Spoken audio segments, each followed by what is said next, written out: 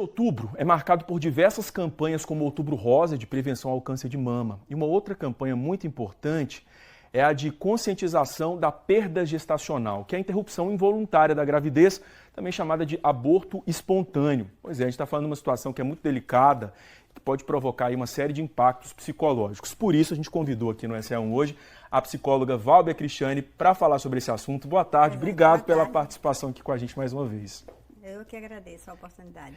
Bom, a gente está falando de um assunto, né, doutora Valber, que ainda infelizmente é um tabu e não deveria ser tabu, porque a gente tem até um número alto, uma média aí de 15% das mulheres que ficam grávidas acabam tendo esse aborto espontâneo. Por ser um tabu, muitas vezes elas sofrem sozinhas e não sabem como lidar com essa situação. Eu acho que esse é o principal desafio, né? Trazer o assunto, falar sobre o assunto, para que toda a sociedade tenha consciência. Sim, isso que você traz é muito importante, porque a própria sociedade coloca sobre a mulher a responsabilidade de gerir esse filho. Então, quando esse filho, né, por alguma questão, é interrompida essa gravidez, é como se colocasse para a mulher que ela não fez a parte dela bem, que é de gerar esse filho com saúde e entregar à sociedade. Mas as coisas não são bem assim.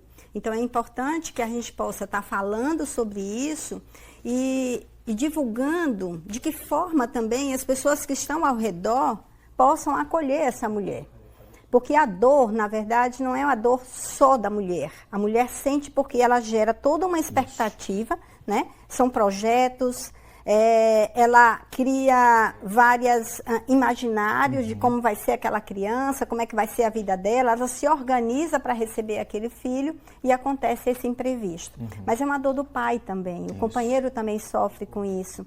E a família também. Então eu sempre digo, Lindevan, que é muito importante que os profissionais de saúde, que é quem naquele primeiro momento toma ciência do que aconteceu, possa dar a devida orientação àquela paciente, àquela mãe que perdeu seu filho, mas que possa chamar o companheiro, explicar como ele deve se portar. Porque muitas vezes esse companheiro, Lindevan, ele não compartilha muito a dor dele, porque às vezes até por achar que como a companheira está passando por um momento de dor intensa, ele entende que se ele compartilha pode ser pior para ela. Exato. Quando que na verdade... Quando ele compartilha, a mulher se sente melhor. Por quê? Porque ela percebe que aquele companheiro está sentindo um pouco da dor que ela está sentindo. Apoiando, né?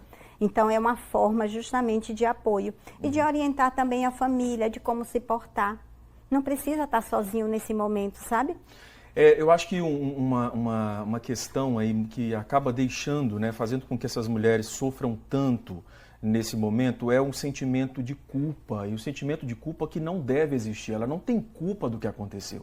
Então, por isso, né, esse apoio que a gente fala do parceiro, da própria família, saber conversar, até mesmo as pessoas que convivem ali com aquela mulher que está enfrentando essa dificuldade, de que forma eu vou abordar, né, de que forma, qual é a melhor maneira de conversar, né, porque às vezes a gente fica até sem o que dizer num momento como esse, né, mas eu acho que essa conversa, esse apoio, ele tem que estar o tempo inteiro lado a lado, né? Eles têm que estar o tempo inteiro lado a lado, justamente para que ela entenda que ela não tem culpa de nada, né? E que é um processo que infelizmente aconteceu e, como eu disse, é mais comum do que se pensa. Sim, sim.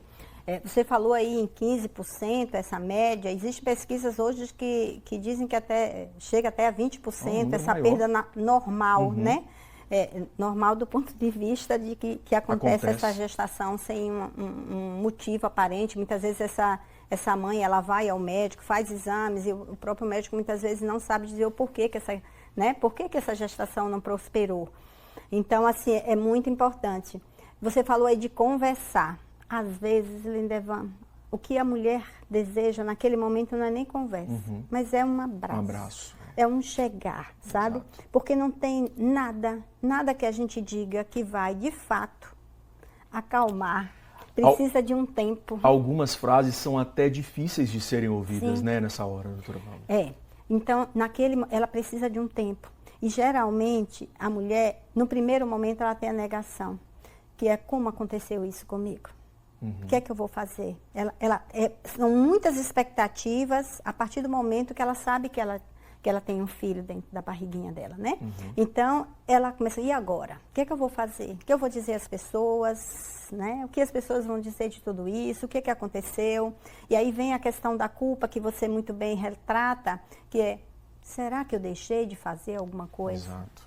Será que eu deveria fazer mais exames do que fiz?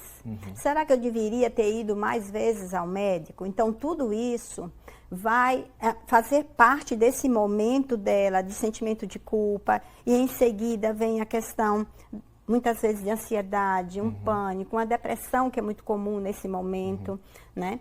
Por que vem isso? Porque é um processo de tristeza intensa, né? Aquele bebezinho, né? E tem uma coisa, a perda do bebê, quando ela é com poucas semanas, o sentir é diferente. Exato. Com um tempo maior é um outro sentir. E tem a questão da forma como eu, mulher, independente do filho, de que forma que eu lido com as perdas. A estrutura psicológica que aquela pessoa tem. Então, é muito particular. Esse processo de luta, ele é muito individualizado. Cada pessoa sente de uma forma e a gente precisa respeitar esse tempo. E a própria mãe saber que ela também tem o direito de viver aquela dor. Ela tem que viver aquela dor, aquela tristeza, porque de fato é triste. Eu citei aqui das frases, né, que não devem ser ditas, porque é muito comum a gente ouvir, por exemplo, talvez não era a hora, ou Deus não quis, ou que bom que estava muito cedo. Não existe isso, né? A dor é gigantesca. A partir do momento que aquela mãe, que aquela família sabe que tem um bebê chegando, né, a celebração é no primeiro momento, né? A notícia é comemorada naquele primeiro momento. Então não tem tempo para isso, não tem um tempo maior ou menor, a dor pode ser menor ou maior, não. A partir do momento que você recebe essa notícia, você já celebra. Então a perda, a decepção com o que aconteceu é muito grande.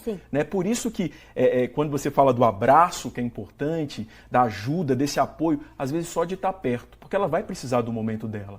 E as pessoas vão lidar com isso de uma maneira diferente. Cada mulher tem uma forma de lidar com as dores. E olha, Levan, lá no consultório, a gente tem situações que acontecem de forma rotineira. A gente tem, por exemplo, pacientes que perderam 7 vezes seguidas. Né? Então, o processo de entender tudo isso e sem ter uma explicação, vamos dizer, da ciência, uma explicação clínica para isso, né? Então, assim, é preciso trabalhar muito esse emocional. Então, mesmo que a pessoa aparentemente ache, né, a família ache que essa pessoa está lidando bem com essa perda, é importante poder ter um espaço onde ela possa processar essa perda. Então, ela precisa desse espaço para ela poder falar sem censura, de forma mais aberta possível e poder reorganizar. Porque o momento de uma perda, seja ela qual for, é um momento de ressignificar. De a gente poder compreender o que é que aconteceu, de que forma que eu vou reajustar o meu físico, o meu psicológico, porque nessa questão não é só uma perda do ponto de vista psicológico, mas é de um abalo psicológico, mas tem as questões físicas também que interferem na mulher, né? Que ela vai ter que se recompor. Mas é importante que ela saiba que ela não precisa passar por isso sozinha. Ela tem a família, tem os amigos. É importante que ela viva, passe por esse processo de dor, de tristeza, mas que ela possa também se recompor.